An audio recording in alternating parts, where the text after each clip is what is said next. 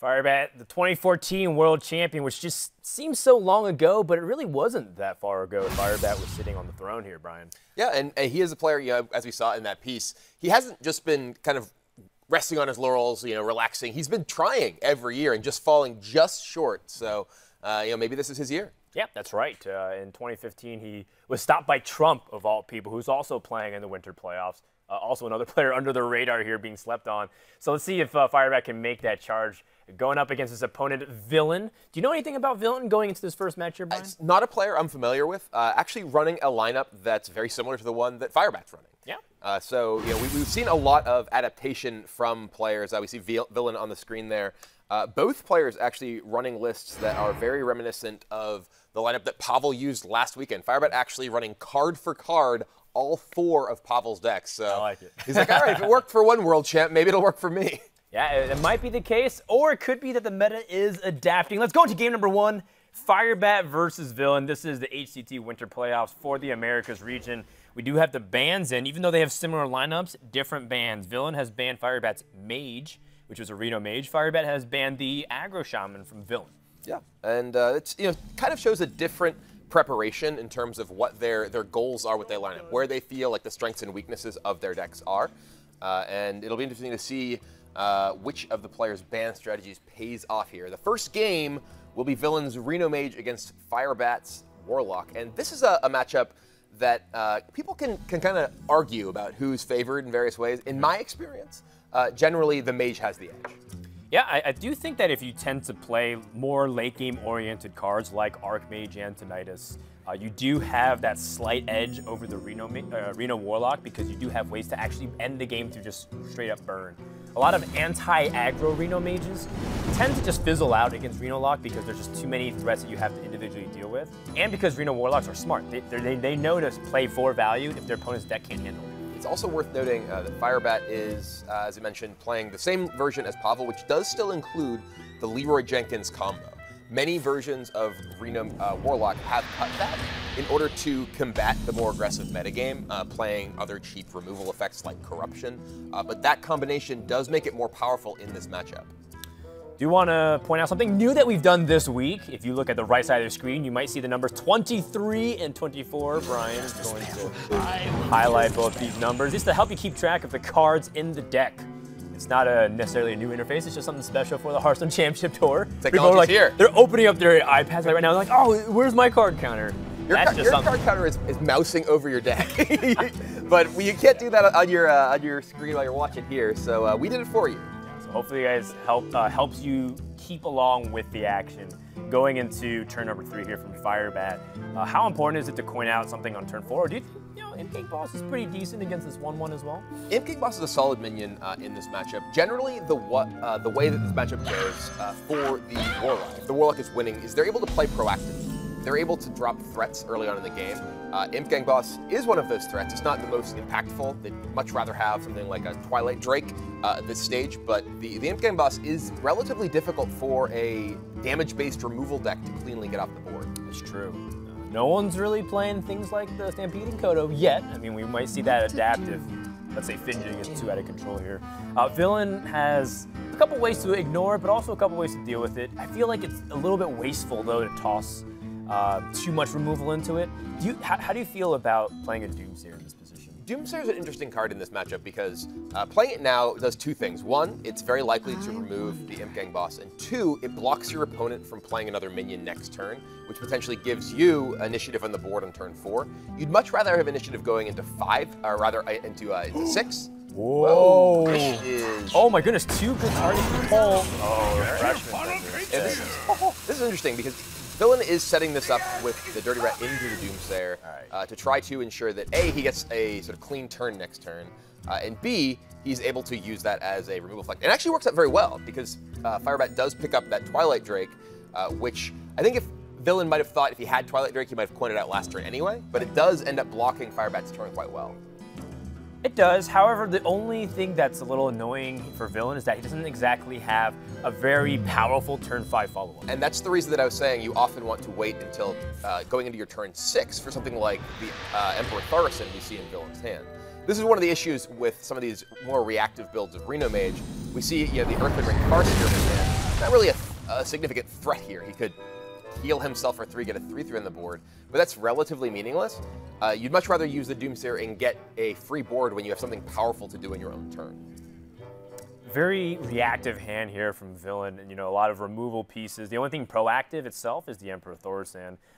I mean, the Farseer helps you get board tempo, and that might help you control the board a little bit going into the Emperor Thaurissan turn, but you're still not going to be able to play Emperor Thaurissan and remove a mid-sized threat by just playing the Farseer here. Yeah, it's really just not powerful enough to give you a meaningful presence on the board. One of the sort of dynamics of this matchup for the Reno Mage is trying to get in just incremental damage in the early turns and get your opponent to a stage where they feel like they need to play Reno Jackson, at which point you can then actually really pressure them with your burn spells and try to win the game. So there is that argument for just dropping the Earthring Farseer down here, and it looks like that's just what Villain's going for. Do want to give a shout out to reigning world champion and now qualified for the Winter Championships, Pavel, the Europe champion for Winter. He's started putting Earthring Farseer into his Reno Mage, and I think a lot of people are catching on to that. So it seems like it's really trickling down to the following week. Yeah, definitely giving the deck a bit more survivability against opposing aggressive decks. And here we see the Twilight Drake just come down for Firebat. 410. And no good answer for Villain. He would need to find Polymorph to be able to remove it effectively with a single card.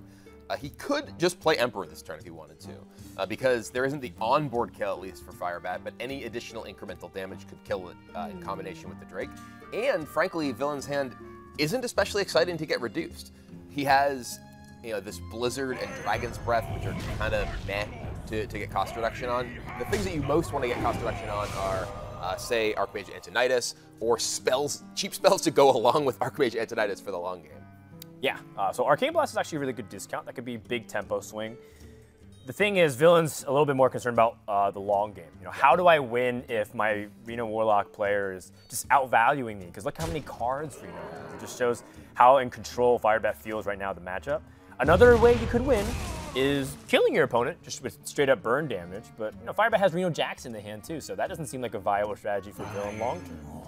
Yeah, often from the Reno Mage seat, you want to try and interesting selection. Shifter Xeris.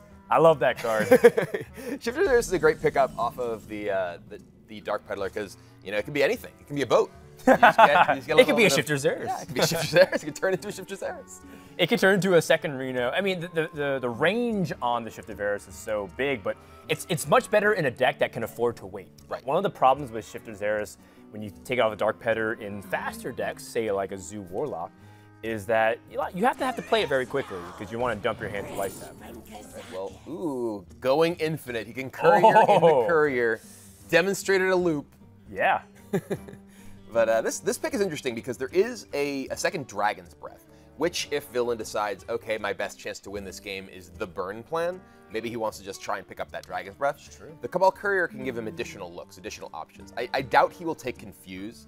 He doesn't really have any tools that he would use with that card in particular right now. Not looking to, say, answer an opposing Doomsayer or flip anything. Decides to just keep looking and takes the second Cabal Courier. Yeah, but a low-value Blizzard here, which is one of those things that you have to question. Wow! Look at that! Oh my goodness! That Shifter Xeris shifted into Medivh. So Firebat, if he wants, he can coin it out this turn. He has to use it this turn. Shifter Xeris will become something else next turn. Ooh, I like it. Yeah, this is one of the great things about Shifter Xeris. It can totally put you in different situations that you were not expecting, and neither Firebat or Villain was expecting this. Wow! I see a little bit of grin from Villain there. Firebat though. Oh no! The shutdown. Acidic Swapu's the immediate draw for Villain. Yeah. Sadly for Firebat, the Atiesh will not be long for this world. But it's still 7/7 to deal with. It's true. But Villain has the Firelands Portal, so that seems to be a very good way to get Temple back on your side. Forcing your opponent to use a Firelands Portal and an Acidic Swampooze and trade a minion into what you took off of Dark Peddler is incredible from a resource perspective. Yeah. It's slightly disappointing for the side of us that really wants to see what this ITS could actually pull off. But, Villain's able to weather the storm, and looks like Firebat's still in the driver's seat here. That was like a ruined/saved moment, depending on perspective. Half empty or half full. Well, Firebat, there's a decent amount of pressure on the board. 9 power with 16 health remaining. Do you feel like this warrants a drastic reaction? Or do you think it's still okay? Firebat has to do something about this board. He either needs to at least remove the Ethereal Conjurer, or he needs to Reno, because he's just in range. It looks like he's going to go ahead and yeah, use the Shadow Flame with the Ooze, not fearing any kind of weapons out of his opponent's deck, just uses that combination to clear the board. It gives him a life tap as well, which, as we mentioned, this is a very resource-based matchup, so it can be a very big deal. Villain pick up a Polymorph, so a good answer to the Giant that Firebat just picked up. And oh, wow, dear. That is a heavy-handed discover. Kazakus, of course, immediately stands out to me as one of the strongest cards, if not the best card that you can get off Cabal Courier. Yeah, I mean, I can't imagine taking something that isn't Kazakus here. He doesn't even have the mana to play Anomalous right now. Anomalous, yeah, doesn't really represent a particularly powerful threat when your opponent, you know, if you're trying to go on offense, Anomalous can be detrimental because your opponent can just kill your Anomalous and kill everything else as well. So Kazakus is the pick for Villain, and he's going to go digging for a potion. Chooses a 10 mana potion because it is that late into the game. And this is an interesting decision because I was actually going to mention this earlier when Villain first played the Doomsayer. The resummon ability on Kazakus potions is one of the most powerful against other control decks. But if you have played a Doomsayer previously in the game, the threat of bringing back your Doomsayer and essentially nullifying that portion of your Kazakus potion is a really big deal. I'm counting, I think, 8 minions a total have been played, including the Kazakus, or maybe 9. So that's a decent chance that it gets revived if you chose summon 3 minions. We'll have to go ahead and find out later if that's going to be the case here. So Firebat, of course, going to be a little bit disappointed, but he still has a lot of value in his own hand, too. So it comes down to what he's able to do to answer this board if he chooses to. But because if he doesn't answer the Kazakus, one thing that's really good for Villain is he has a Manic Soulcaster, and he can shuffle that Kazakus back into his deck. And if he draws that other Kazakus, he's going to have at least 3 Kazakus this game. Yeah, you know, there's definitely a sort of dynamic in these control matchups that often revolves largely around Kazakus, and sometimes just how many times you can Kazakus. So the fact that he got a bonus one, we see the potion there. He did pick Build a Board, essentially. That's the best Build a Board potion. Right. We need a build a board workshop with Kazakus. We should open one of those in the local mall. We're going to build a board and make Kazakus pay for it. Oh God. Yeah, I mean, it's gonna be interesting to see if the Doomsayer comes out because it's a pretty high chance that it does. Firebat looking like he's not going to be intimidated here. He's going to Sylvanas and the Farseer. Seems like he's not afraid of dying from any kind of burn. He knows that the most damage out of a Kazakus potion is 8, so even if his opponent had that, he would be safe. Although, let's count how much damage that he has now right now. Yeah, the Dragon's Breath plus Fireball is 10, so he's actually 1 damage off lethal, and he's actually 1 mana off lethal. No, wait, can he? Or no, he's can't quite do it. Oh, yeah. He nearly has it. I was thinking, okay, can you Arcane Blast anything and kill it? If that was a 2/2 in play, he can ping. What are we talking about? He still has a mana to ping. I was thinking he needed the cost reduction, but he actually just has it straight up. Yeah, you know, the ability to end the game right now from Villain, and Firebat played a little bit too greedy here because he wasn't really expecting things like the Dragon's Breath. Firebat, of course, he had that Reno Jackson in hand. He had Kazakus in hand. He had Leroy in hand, so he just had to assemble. He needed to buy a little bit more time to assemble an opportunity to end the game. Did Firebat get too greedy there? It's possible. You know, the thing is, he has to be thinking about, okay, you know, what are the possible cards in my opponent's hand? What are the cards in my opponent's deck? And Dragon's Breath isn't in his deck. The Dragon's Breath, you know, came earlier off the Battling Book, I believe, early in the game. So that's not a card that he's thinking about sort of mathing out his turn against. He knows there's no Roaring Torch in the deck, yes, because Forgotten Torch hasn't been played. So his opponent literally has to have a Dragon's Breath or another Fireball off of the Babbling Book for him to be able to die there, and he plays the odds and just doesn't work out for him. Yeah, and if you look at how some of these other cards like Medivh and the Kazakus got off the Cabal Courier, they actually had really minimal impact in the end because of how much burn the Reno Mage had. Firebat was not expecting because he thought, you know, if he has Frostbolt, if he has even a Forgotten Torch, he's safe out of that range by 1, but he wasn't safe off that Dragon's Breath. So with a very crucial Game 1 victory here from Villain, he's able to take the edge in this series. But one thing that really does fascinate me is the differences in bans, Brian. The fact that Firebat chose to ban Shaman, Villain chose to ban the Mage, even though they're running similar strategies. Do you like one choice over the other? I mean, I generally like banning the Shaman there. I think that the Shaman is a stronger deck against more of your decks, and I think that frankly the Mage is a deck that you can beat with any of your lineup. Obviously, Mage is strong in a couple of the matchups we saw it work out there, but generally I think that you're going to struggle more to find a win against the Shaman. Yeah, I can definitely agree. I think Shaman comes in here as one of the most represented decks. It's, I believe, the third most popular deck of the tournament. The first, of course, is Pirate Warrior. So those are two of the main decks you're trying to counter all the time. Interestingly, since last week, those stats have actually shifted quite a bit. The single most popular deck last week was Reno Mage. And after that, it was, I believe, Aggro Shaman, then Pirate Warrior. But we've seen some shifting in terms of what people brought in reaction to how things went last week. We saw a lot of lineups last week that targeted Reno Mage, and they had a lot of success. And it looks like that made people a lot leerier about bringing Reno Mage, though clearly neither of these players. Yeah, Tempo Mage has definitely gotten a resurgence throughout week number 2 here, the winter playoffs. Here's a couple of the matches happening, by the way, simultaneously. We're keeping track of the action here. TJ and Anvil are actually on the side set, checking out those games to keep you updated on it. We have Frozen versus Noblord, which, again, that's a matchup of Titans. If you guys know Frozen, of course, he's the guy who made it to the last call. Noblord also made it to last call. So 2 of the top 8 players from last year in points for this region. Playing in round 1, Brian, when that first loss stings a lot, that's really tough. Yeah, it's definitely a rough spot for both of them.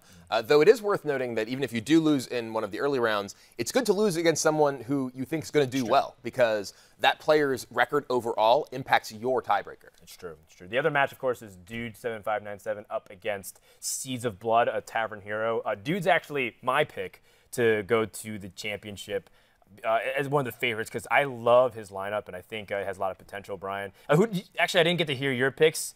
They left a lot of people off the board here. It's true. I mean, I can't believe no one picked Amnesiac. So if I'm going to pick someone, it's going to be Amnesiac. I think that he not only is a great player, but clearly feels like he has a lot to prove right now. He wants to back up his talk about coming back and getting revenge on Pavel, and Pavel's already there. So. All right. Well, you heard a couple of our picks. Hopefully, you guys also get your picks in as well. Make sure to let us know by hashtagging HCT. Now, let's go into game number 2. We're going to have, looks like a Pirate Warrior mirror here. I'm looking for differences in decks, and I don't really see any here, Brian. So let's see what ends up happening in game number 2. Yeah, it looks like both of these players are playing card for card the same Pirate Warrior deck that actually no, there's one card difference. Right. There's a South Sea Captain versus a South Sea Deckhand. Yes. Deciding which South Sea they want to bring on board. But Villain has the second copy of the Deckhand, while Firebat has the second copy of South Sea Captain. It doesn't seem like any of their warriors are teched for the mirror. Pirate Warrior is the most represented deck in the entire playoffs. And a lot of players have even started making sure that they can try to win the mirror. So that's why they have cards like Bash. So that way they can get that extra range, have that ability to also be a little bit defensive if necessary. So we'll see who ends up getting to a lead here. Firebat with a very crucial turn 1 play, but he's going to be struggling for turn 2, and that's going to be crucial because Villain also has a very strong turn 1 play, and Firebat needs to keep up the tempo. Yeah, Villain with the Nazos first make can just clear out all of Firebat's board here, which makes the South Sea Captain in his hand much worse. South Sea Captain is at its best when you're able to establish and preserve a board, and is much weaker as just a 3/3 for 3. All right, so Villain, I mean, he's got the Nazos first made. That's an obvious play. I think he's thinking about how he wants to utilize this coin. There's a lot of options with coin South Sea Deckhand or South Sea Captain versus saving for Blood Servator, or maybe coining out right now for Sir Finley Mergleton. Yeah, Sir Finley is an interesting card in the early stages of the game because it's just a 1/3. Even if you don't get a hero power that's relevant, the fact that you get a 1/3 body is quite important in this world of 21. And couple of picks here. Shapeshift is the one that stands out to me the most, simply because it gives you the ability to interact directly with the board, and that's very important in this matchup. It can also allow your weapons to kind of just go up 1 in terms of what they can trade with. So along with, say, Upgrade, you could use the hero power to take out that 3/3 South Sea Captain that may come down in a turn or so. Well, Firebat does pick up something to play, which Not that substantial, but could be pretty meaningful. The fact that he has South Sea deckhand means that he has 2 damage from the hand. Chooses not to instead. This is definitely not the obvious play here, Brian. What's he thinking? So I think that part of the thought process here is that Firebat, he's going to play a Dread Corsair next turn most likely, and then he can combine the South Sea Captain with the South Sea deckhand for a 3-attack charge minion that can be used as removal. If we were to play it now, it really wouldn't get anything done. That's also a pretty exciting draw for Firebat, finding the Cultist that can allow him to play the Cultist alongside deckhand potentially the following turn. So now... Yeah, then he gets a stronger weapon, and Dread Corsair gets cheaper, allowing him for better tempo. So Firebat really trying to space his, try to pace out his mana usage here so he can be as efficient as possible and hopefully make a comeback onto the board. Villain, well, he's got 2 options pretty much here. Drop the South Sea Captain or go for his upgrade. Yeah, the South Sea Captain allows the Bloodcell Raider to trade in, but only leaves it with 1 health, whereas the upgrade Hero Power allows him to clear this off and retain all the health on his board, which is very valuable against an opponent with a small weapon. He's leaving neither of his minions vulnerable to the weapon attack, and that makes it much easier for him to preserve his board. All right, Firebat looking for some extra help. Maybe a Fireworks of himself would help. Leroy, a little bit awkward. Both players drawing their game-ending damage, but not their mid-game. Yeah, the deckhand plus Cultist here allows him to buff up the weapon, but he does not have the additional buff for the deckhand. He's going to have to use a charge and the minion to attack into the 3/3. Yeah. It does leave him with a buffed up weapon that significantly reduces the cost of those Corsairs. So Firebat will be able to get onto the board more readily next turn. But Villain picking up that upgrade, he has the ability to just kill this 3/4 now. And this all kind of snowballing with the Shapeshift that he got off that Sir Finley Murgleton. That's given him much more ability to control the board via attacking with his hero. Yeah, well, I mean, the Shapeshift, I feel like, is a little bit similar to the Mage Hero Power, I guess, except you don't have to trade your own life. You do get a little bit of armor, so some differences there. Villain, in this case, though, that's a pretty strong tempo play. You're thinking about what your opponent can do on turn 5. Your opponent's also been holding a couple cards for a long time, so these are some of the possibilities that's going through Villain's head. On turn 5, you're generally afraid of your opponent playing really powerful weapons and going face, but if you have the board advantage, it puts them in an awkward spot of, if I play Arcanite Reaper, I'm using its damage to overkill minions. Mm-hmm. Yeah, and here, Villain, it looks like he's just going to go ahead and use the Mortal Strike rather than use his face. This preserves the charge of his weapon and doesn't damage himself. Also, it just uses a more expensive resource. It's harder to find an opportunity to necessarily cast Mortal Strike than it is to play Upgrade. So that may be his thought process there. This does just give Firebat initiative on this board. He's going to be able to get the strongest board presence here. I think he's debating, do I want to just value Korkron into this Sir Finley or drop both copies of Dread Corsair? And it looks like he's going to go with the latter. I like this because it just gives him the best overall expenditure of his mana for board presence. Yeah, not to mention that Korkron Elite and the weapon just by itself on board means that your opponent can have a nice squeaky board for himself to develop onto it. Villain, now he's in a position where whatever he kind of plays will pretty much get removed, guaranteed. And Sir Finley has bad trades, so it's a little bit of a punish, I think, for his previous actions. Now, what do you really see here, Brian? Now, Villain, he's likely to either use his hero power or the upgrade to take down one of these. He could just use both, but I expect that he's going to go ahead and play out both these minions to ensure that he just gets meaningful board presence as well. This allows him to take down one of the Corsairs and have a meaningful board presence that Firebat may feel induced to trade into. Yeah, but a Firebat can just remove the South Sea Captain, and the buff on the Small-Time Buccaneer will be gone.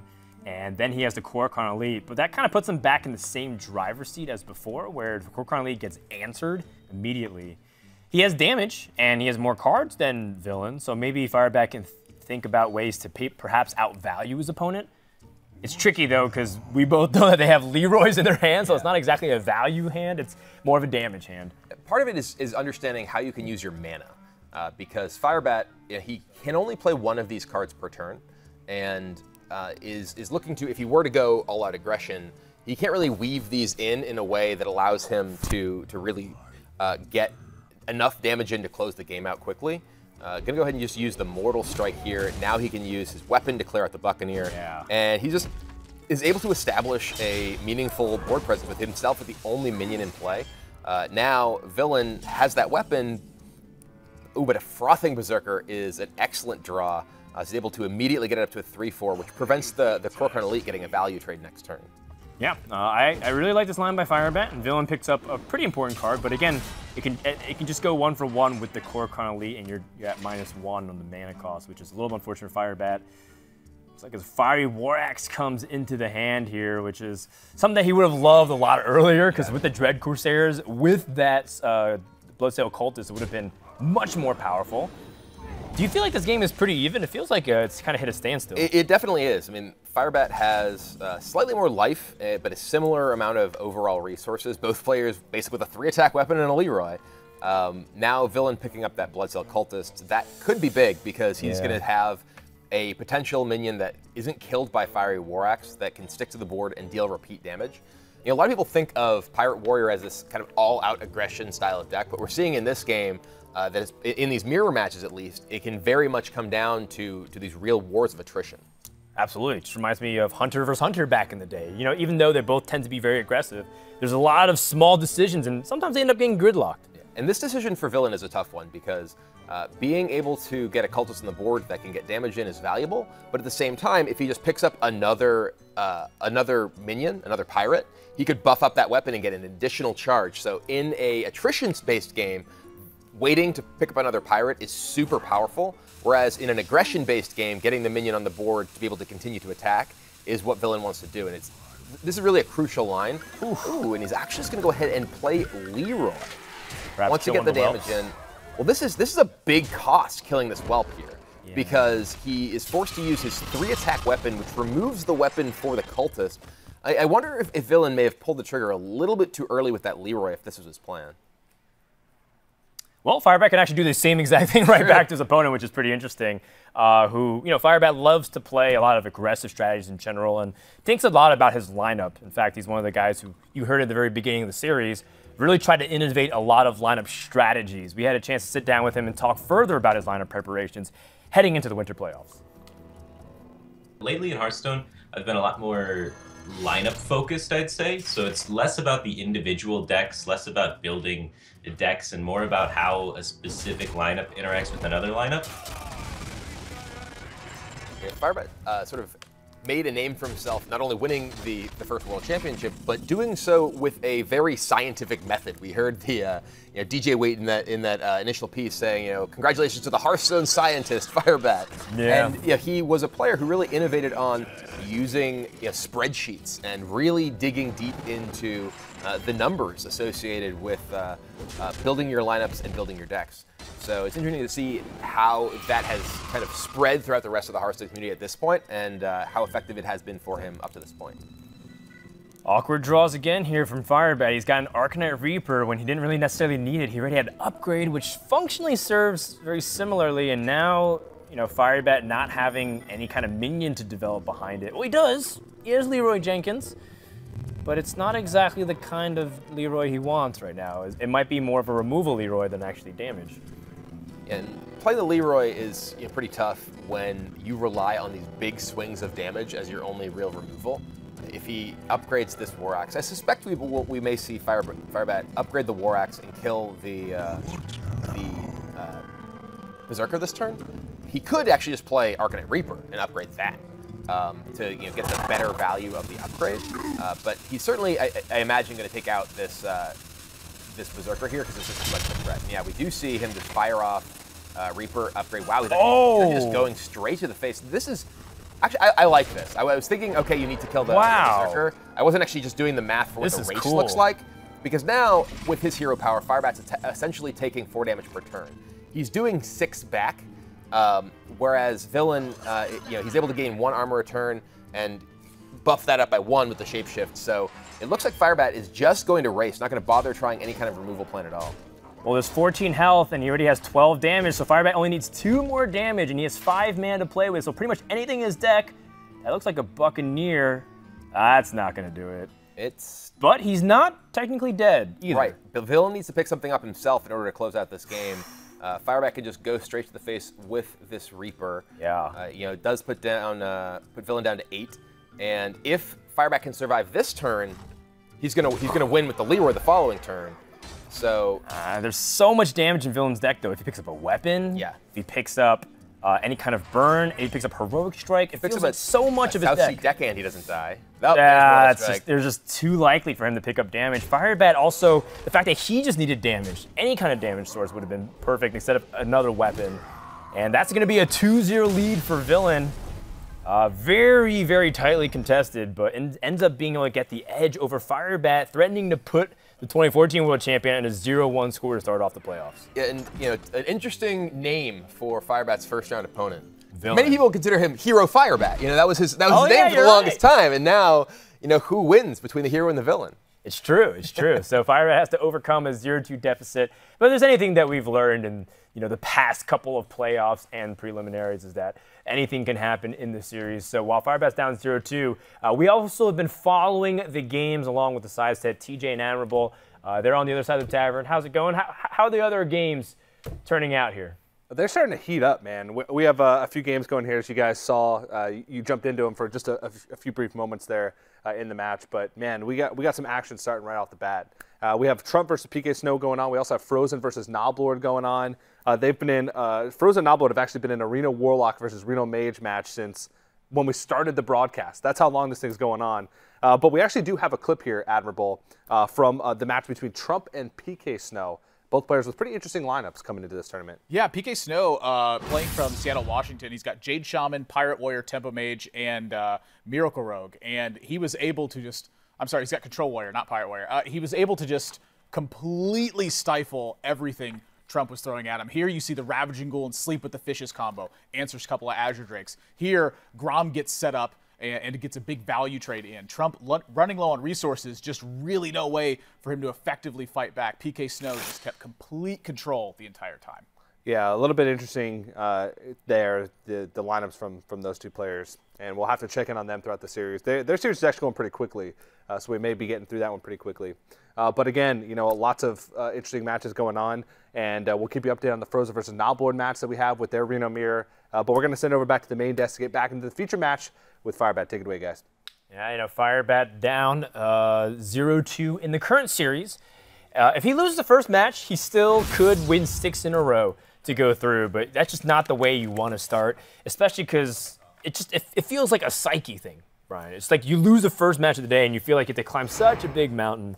It's not how you want to start the playoffs. It's true, but Firebat, he's no stranger to these competitions. He's definitely been in positions where he lost early, needed to come back and win. I actually think in BlizzCon that he won. He picked up an early loss during the group stages and battled all the way back there. So it's definitely a situation that he is able to recover from. All right, well, he needs to beat the Reno Warlock 3 times as we take a look at everything in frame here. These are the 4 games that we're paying attention to. Of course, every player is playing in their first round. You can see Noblord takes a very crucial game number 1 victory over Frozen, who also has a very unique lineup. We'll check in with him later. And Dude up against Seeds of Blood is just getting started with the Warrior versus the Rogue. We'll keep you posted again with all things happening here at the central hub of HCT Winter Playoffs. We'll be back to Firebat versus Villain. And Villain with just his Warlock deck left. Firebat starting things off with Pirate Warrior for the comeback. I actually really like how both these guys have been playing. Game number 2 was actually surprisingly very high level with a lot of the decisions that they made. There's a lot of times where I was thinking, you know what, this is like kind of awkward, but I can see where they're going with the lines. And it's all about how you deal with your hand. A lot of people can just play Pirate Warrior and hit the face with weapons, but when you're dealt with awkward scenarios, that's where the true good player shines. Yeah, and I was even talking on that one of the last turns we saw Firebat. I was saying, okay, he's going to kill the Berserker here, and then he sort of recognized, no, this is not a winning line. I need to just put myself in a position where I hope he doesn't have damage to kill me, and I hope I draw damage to kill him. And he was just a couple damage away from closing it out. Yeah. But Villain did draw what he needed. And now in this game, Firebat has a pretty strong hand. Turn 1 Buccaneer, but no weapon to back it up. And even if he does find one, Villain has a Swamp Ooze waiting in the wings. Yeah, which is a little bit funny because Villain ideally wants to drop this Swamp Ooze perfectly on turn 2 for a N'Zoth's first mate, for example, but does he hold it here, or does he even tempt fate with Dirty Rat, or does he just life tap, which is the unthinkable against aggro decks? Yeah, Dirty Rat is a card that against Pirate Warrior, sometimes you think, okay, I can play this and maybe it'll hit a 1-drop. Look at Firebat's hand. There is nothing that Villain could play that, and he is going to do it. This could be a disaster. And it is a free Frothing Berserker for Firebat. If he picks up a weapon now, upgrade, this could get messy. That's, I think it's a little bit off from being able to get past the Dirty Rat and have this Frothing Berserker. In fact, if the Kor'kron Elite came out, then he could have coined Frothing Berserker and then traded everything in. That would have been devastating. But Villain does have the Shadow Bolt, so I think he feels comfortable either way. So what's the best way to sequence this? You can definitely remove it. He just wants to keep as much of the board as possible here. You attack with the patches, and then your weapon, and then the Frothing Berserker. Gotcha. And you keep your South Sea, or not South Sea, small time around. That's right. And Villain has to choose if he wants to remove the Frothing or the weapon and hit the small-time Buccaneer. And Frothing definitely takes priority. Yeah, Frothing, I mean, look at it already. This is a 7-attack weapon that he has in play already, or 7-attack minion, rather. And Villain, he's going to have to fire off a Shadow Bolt at that, because otherwise he's very close to dying already. Certainly, but that gives Firebat the time to play the Bloodsail Cultist, which is an extra 3, actually a +1 and 3 weapon charges, so that's a lot of damage. And even a Southsea deckhand. Yeah, and I think that we're going to see him coin out the deckhand. This is a matter of just looking at what your curve looks like. Firebat recognizes, I'm going to spend 4 mana next turn. There's no reason for me to sit back and just wait on this deckhand. If Villain has Hellfire, which is the best reaction to Firebat's board, he even has a minion that lives, and Villain's damaging himself and is very far away mana-wise from being able to actually play Reno Jackson. So this game is very much going Firebat's way. We'll see, though. Mortal Coil was a pretty important draw there for Villain, just to reduce the damage. That 2 damage is pretty huge. Yep. Every single ounce of life you can squeeze out to hopefully stall for a Reno Jackson is important. It's also really important because now the Acidic Swamp Boost can come down, and there's no 2-attack minion to trade into it, which would leave Villain in a situation where he could clear the board with a draw of, say, Hellfire. And now Firebat, picking up a Fiery War Axe, this is interesting, needs to decide, do I want to War Axe this down? Do I want to just go face with everything?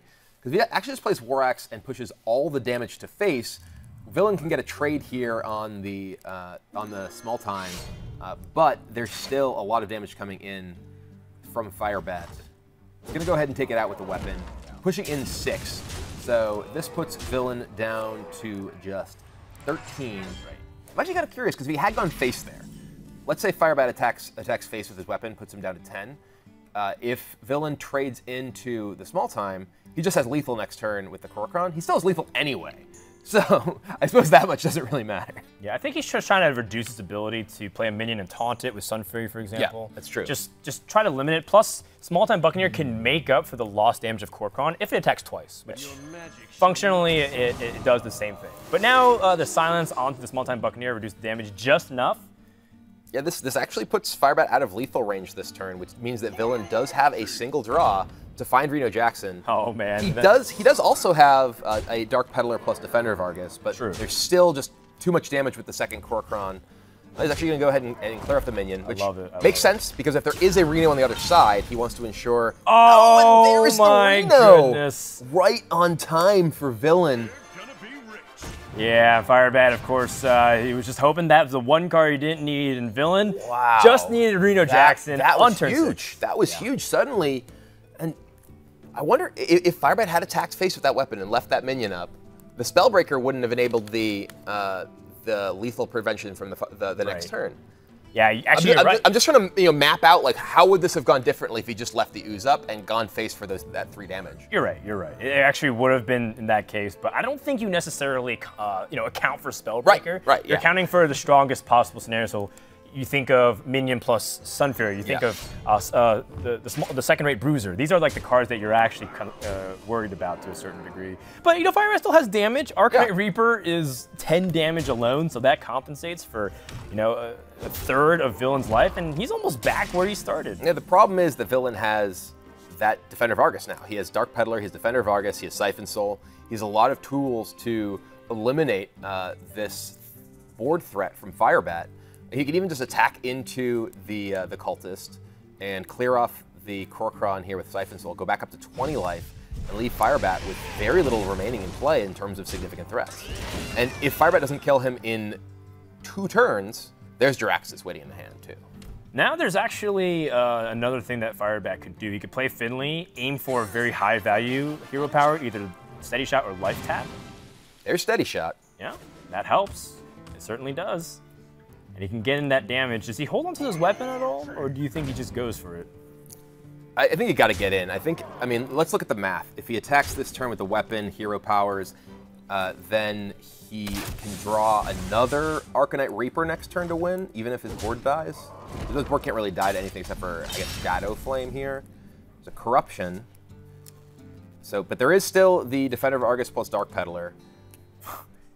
If the Warrior is able to still win, despite his opponent getting the exact nuts, where he's got Reno Jackson on turn 6, then that just shows you the power of this deck, that even though Villain got the ideal scenario on turn 6, there's still a fighting chance here for the Warrior. Yeah. But it's closing in too, because Jiraxis is also a form of heal, even though not traditionally seen that way. Going up to 15 is crucial. And with this Defender of Argus, that might lock out most of Firebat's damage. I mean, this is 10 points of taunt as far as health is concerned across them. Firebat can't break through this even on board. South Sea Captain buffs nothing. Not a single pirate to be seen. Oh man, I don't know. Jiraxis coming to heal up to 15. Villain looks like he's got all the answers, and Firebat can't really push through. And, you know, I guess what could end up happening is if Villain stalls for too long, and he's still able to assemble 2 heroic strikes, but I see that's unlikely. Yeah, I mean, this is just a little bit too rough. Even the backup refreshment vendor post Jiraxis now picked up by Villain. And Firebat already not super happy about the state of this game. He's going to be pretty despondent, I think, once Jiraxis comes down. So it feels like Jiraxis, and then you have to think about the ways you want to kill your opponent over a few turns. I like that Villain's not snap calling this Jiraxis, because he's thinking, you know what, is there any value of trading versus going face here? Do I need to kill South Sea Captain over Kor'kron Elite? These are the things that he's just trying not to give any opportunity for Firebat to come back here. Right. And yeah, playing Jiraxis, the interesting thing is these minions are just going to attack into your minion with taunt, so it kind of feels like you might as well go face here, because there's nothing that's going to kill your minion except for like Mortal Strike. If he picks up a Mortal Strike, he could kill that and send everything at face. Otherwise, it's more damage that Firebat's also taking. Yeah, and recognizes, okay, I'm just going to get you. Yeah, because the only thing that Firebat can really draw, especially without Life Tap, is that Heroic Strike as maximum damage, or Leroy Jenkins to get through. So he's going to put his opponent down to 8. Heroic Strike would keep Firebat alive, though. Yeah, Mortal Strike here, he could kill the Twilight Drake. He finds Dread Corsair. That is a taunt. It's a taunt that keeps him alive. It keeps him alive for a turn, but every turn that goes by is just better for Villain, because he just keeps making 6/6s, and his individual card's just more powerful. He can even just play... All right, well, Cabal Courier and Dark Peddler can also both find Burn in some fashion. So Courier finds Shadow Flame. So he could just clear off the board with the Shadow Flame if he likes. He's got 5 damage on board.